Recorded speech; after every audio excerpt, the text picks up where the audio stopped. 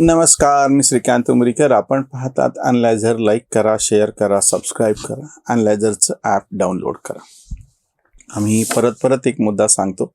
Analyser news हे एक channel फक्त तुम्ही सबस्क्राईब केलं म्हणजे बाकीची चॅनल सबस्क्राईब होतात असं नाही. आता अॅनालायझर लोकनीती, अॅनालायझर डिवाइन आणि अॅनालायझर हिंदी असे अजून 3 चॅनल्स आहेत. एकूण 4 चॅनल्स आहेत आमचे. चारीलाही तुम्हाला स्वतंत्रपणे सबस्क्राईब करावं लागेल. ती जरूर करा, ही विनंती. मोदींच्या पंतप्रधान पदाच्या कारकिर्दीसाठी म्हणजे निवडून दिलेला पंतप्रधान सगळ्यात जास्त जे नेहरूंचं रेकॉर्ड होतं 4398 दिवसाचं, ते मोडून मोदींचे 4399 दिवस पूर्ण झाले. त्यानिमित्तानं एक उत्साह NDAमध्ये असणं, त्यांनी त्यांची बैठक बोलवणे, सगळ्या राज्याचे मुख्यमंत्री आणि त्यांना पाठिंबा देणाऱ्या पक्षांचे प्रमुख असं ते सगळं असणे, त्याचा एक त्यांनी त्यांच्या पद्धतीनं जल्लोष साजरा करणे आपण समजू शकतो. राजकीय पक्षांनी त्याला बाकीच्यांनी कसा विरोध करावा, काय कसं बोलावं, त्यांच्या प्रवक्त्यांनी पण कसं बोलावं हे पण मला माहिती आहे. आणि आता बरेच ते व्हिडिओ पाहिल्याच्या नंतर माहीत झाले कोण कसं बोलणार आहे, काय टीका करणार आहे.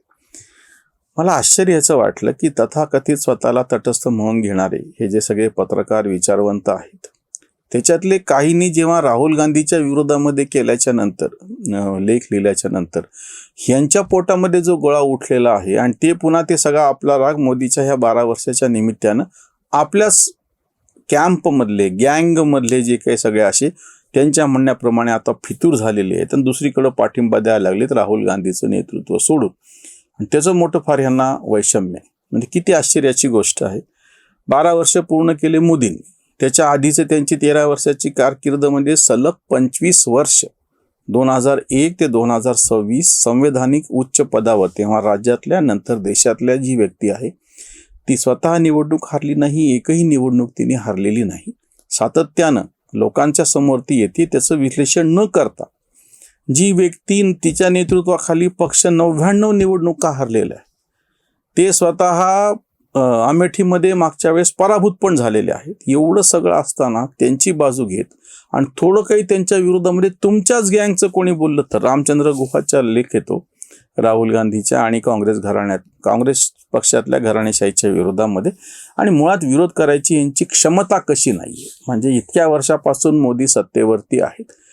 मोदींचा राजकीय पराभव तो सोडाच, पण धोरणाच्या पातळीवरती किंवा कशाच्या पातळीवरती ठामपणे तुम्ही काहीतरी समोर असं मांडून त्यांचा पराभव घडून आणला असं होत नाही, किंवा त्यांच्या मर्यादा दाखवून दिल्या असं होत नाही, असं त्यांचं म्हणणं.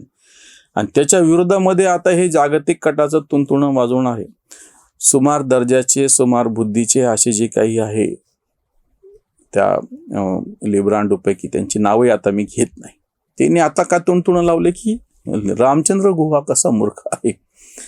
म्हणजे त्यांना आता, किंवा वागळेंनी जेव्हा काँग्रेस जनता पार्टीला पक्ष पाठिंबा कसा दिला, काय नाही ते.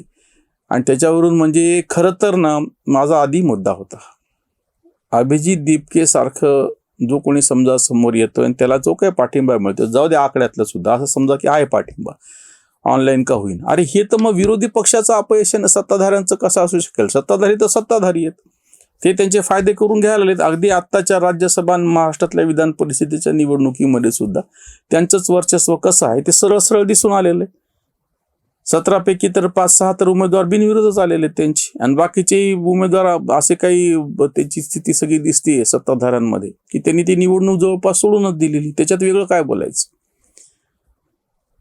पण जेव्हा तुम्ही हे सगळं, म्हणजे काय कशी परिस्थिती आहे बघा. मोदींना 12 वर्ष पूर्ण झाले, त्याचं कारकिर्दीच्या बाबतीमधलं काहीतरी एक व्हॅल्युएशन करून, बरं तुमच्या ह्यानं फरक काहीच पडणार नाही, उलट जे काही आहे ते तुम्ही समजून जर लोकांच्या समोर जर नीट व्यवस्थित पद्धतीनं ठेवलं तर ते तुमच्याच आकलनामध्ये काहीतरी त्याच्यामधून फायदा होऊ शकेल तुम्हालाच.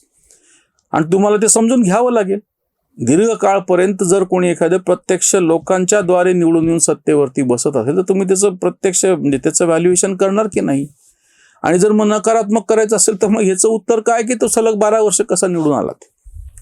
तसं असलं असतं तर लोकांनी त्याला 1-2 निवडणुकांमध्ये बाजूला फेकून दिलं असतं. सलग 3ऱ्या वेळा NDA आघाडी सत्तेवरती येते. त्याच्यानंतरच्या सगळ्या विधानसभा निवडणुका जिथं त्यांचे ते बळकट आहेत त्या सगळ्या ठिकाणी त्यांनी जिंकलेले आहेत. केरळमध्ये ते नव्हते, त्याच्यामुळे हारण्याचा प्रश्नच नव्हता. तामिळनाडूमध्ये पण ते नाही आहेत. पण आसाम काय किंवा पश्चिम बंगाल तर नसलेलं त्यांनी जिंकलेलं आहे.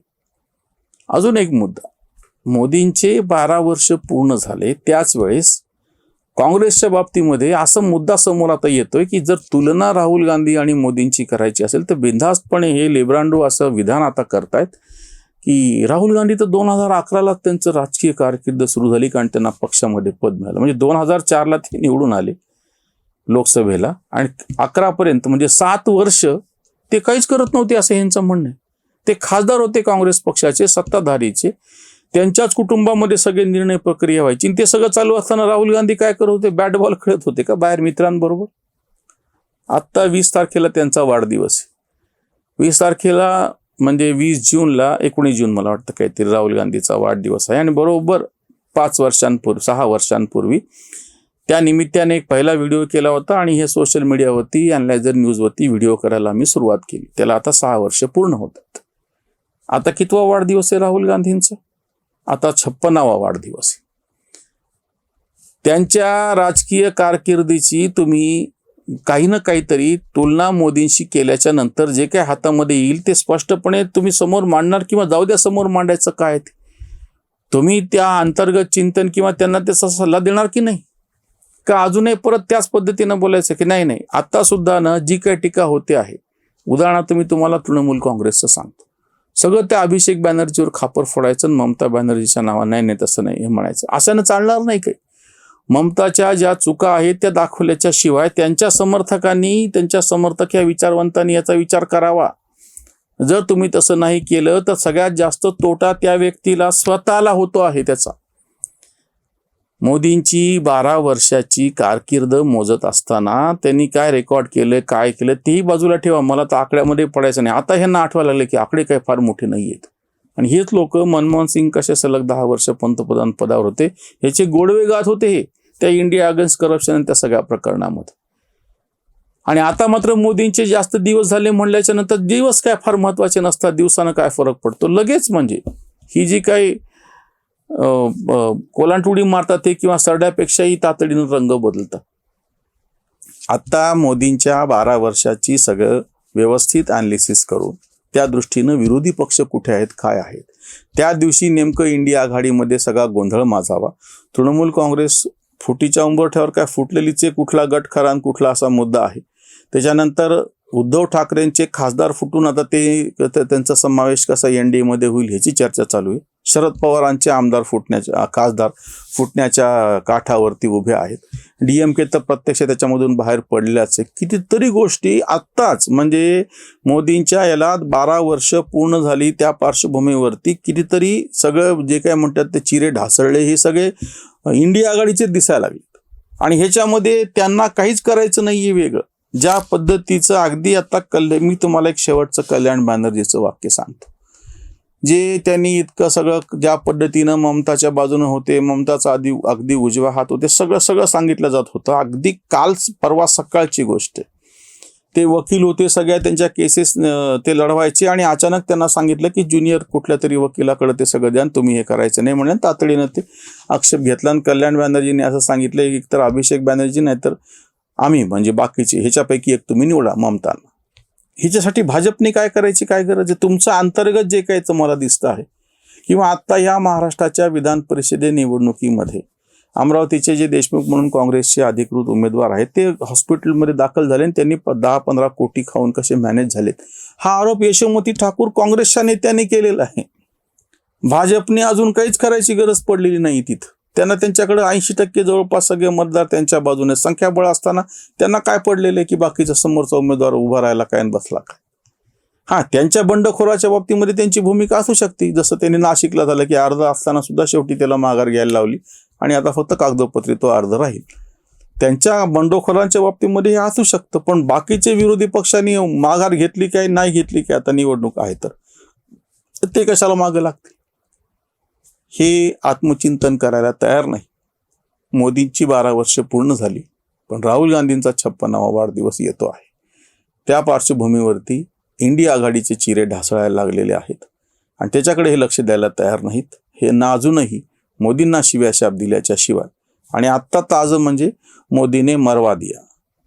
बघूयात काय होतं ते. मोदींनी बाकीचं तर काय मला माहिती नाही, पण ह्यांचा सत्तेकडे जाणारा रस्ता मात्र मरवा दिया असंच आहे. इथेच थांबूयात. धन्यवाद. स्वधर्म जागृतीचा विधायक